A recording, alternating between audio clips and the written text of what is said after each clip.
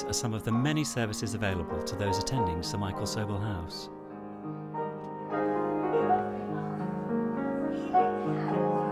Music therapy at the heart of the work really is our relationship with music and how that can develop into a meaningful relationship. So we have some nice simple instruments like metallophones where people can sit and play. So all of a sudden a musical piece begins to emerge, which is the beginning of our relationship. I had no idea how important the music would be. It was desperation to begin with. I needed to express that stuff. It was like it was trapped inside. So the music became very important. Music therapy for Caspar was absolutely huge. It motivated him sometimes even when he was terribly ill, and everything intensified his illness both physically and mentally. He was still inspired to come to his music therapy, and of course the result being he was able to express his feelings and emotions in his songwriting.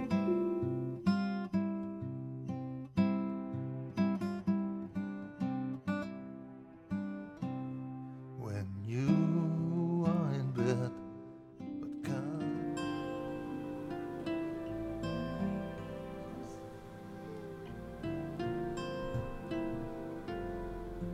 A fairly small team of people. There's 7 of us currently who are providing those therapies, and at the minute we're able to provide those during the week, and we're hoping to develop the service so that we're able to work with patients, relatives and carers at weekends and in the evenings. Sobell House Hospice benefits greatly from the support of the hospice charity team, who attend and organise many events around Oxfordshire, making an important contribution to the running costs of the hospice. When the hospice was first built, Sir Michael Sobell stipulated that it had to be supported by the community, even though it was given to the NHS. The community continues to support the hospice through the charity. The charity is so important to the hospice.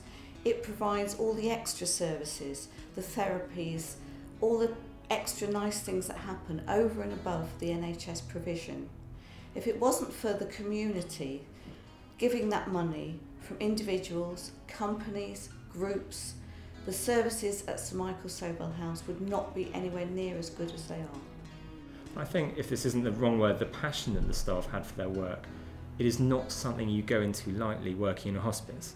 And I would imagine that the people who end up working there for a while feel quite strongly about what they do. In addition to these events, the charity team work closely with many local businesses who continue to offer their generous and valuable support. So 2009, for our charity year, we decided we'd try and do 3 things. Firstly, we'd have a team for the Midnight Stroll. Secondly, we'd write to all our landlords, of whom we have a few thousand. And thirdly, we'd allow each member of staff to donate a day of their time this autumn, in November and December, to do work for Sobell House. For example, working in the office, working in the shops, helping out with different events, being a marshal at the November gift fair. The care provided by Sobell House spreads beyond the hospice and into the community.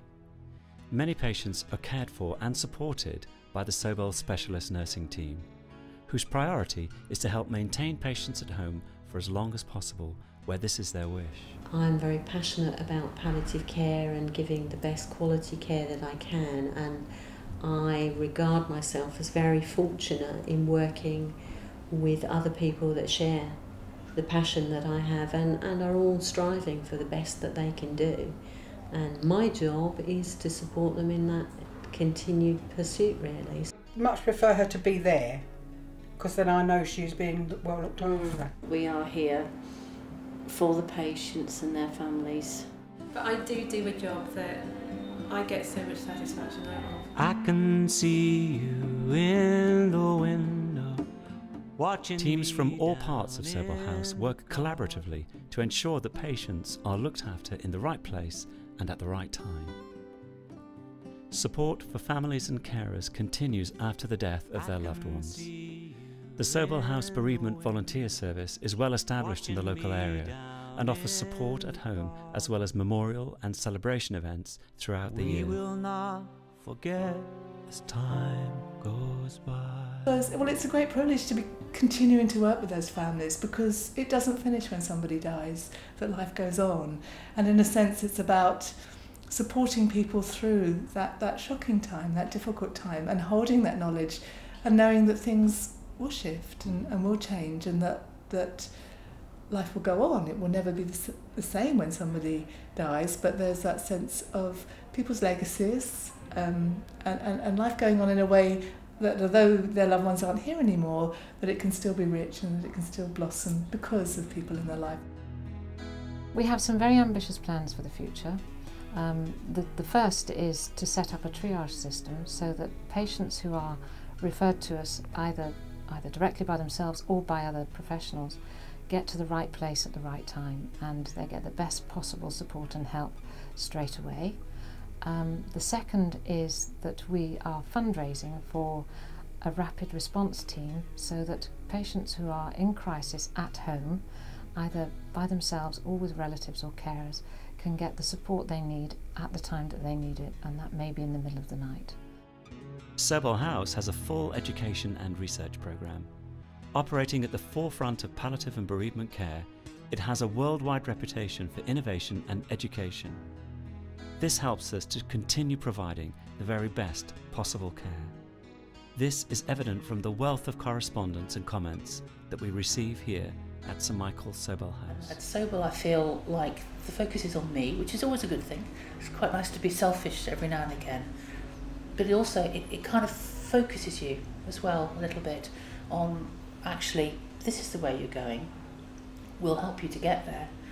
And if you need any kind of distractions, any kind of help, not a problem, it's all there for you. Everyone's got time, everyone's got lots and lots of advice. If you need people to talk to you, fine.